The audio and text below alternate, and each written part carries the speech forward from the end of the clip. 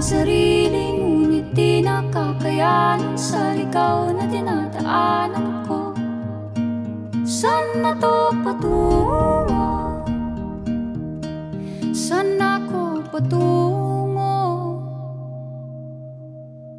Dahan-dahan nating simulan muli ang paghakbang.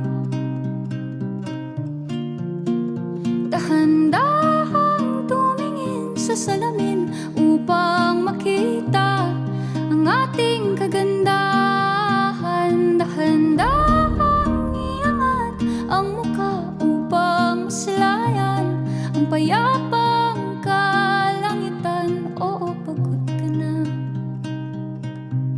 pero di ka nag-iisa,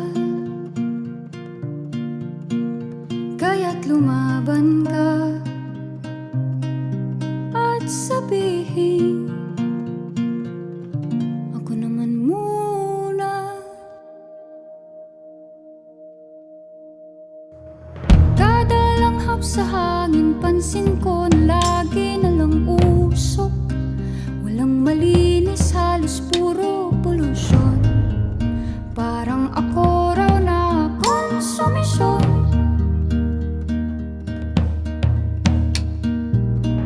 Gulong-gulo ang isip, san ba lulugar kapag nagkamali? Grabe sila manghusga, bakit perpekto ba sila?